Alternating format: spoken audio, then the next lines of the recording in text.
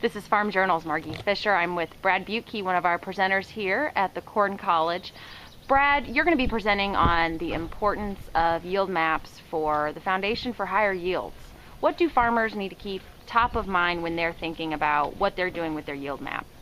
The biggest thing we're going to cover today is the different procedures for the different monitors as far as how they calibrate. So the growers that we work with have a pretty good understanding of how they need to calibrate their monitors and why it's important.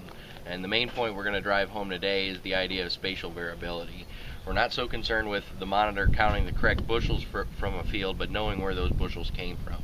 Once we have a well-defined map with good spatial variability, we can use those maps for creating management zones, scouting tools, and things like that. What are some of the common mistakes that farmers need to be sure that they avoid?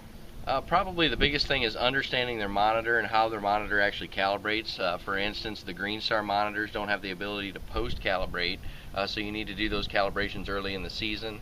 And then understanding with like the Ag Leader and Case monitors, the idea of doing multiple calibration loads at different flows to train that flow sensor to create a better map.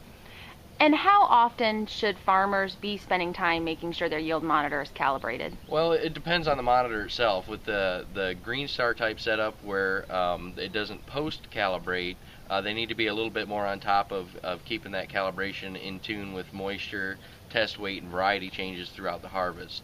With the Ag Leader type monitors that can post-calibrate and go back and correct old data, it's not as crucial as with some of the other systems.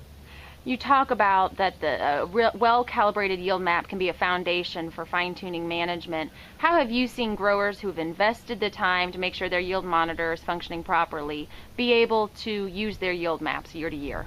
Well, the biggest thing that we see is we do a lot of zone-based variable rate work, and we need something to create those zones. So ideally, if you live in a state with accurate soils maps, we can start with those zones like we do in Illinois, and then we use things like yield maps and NDVI to refine those zones and look at what the field's telling us throughout the growing season. Thank you, Brad.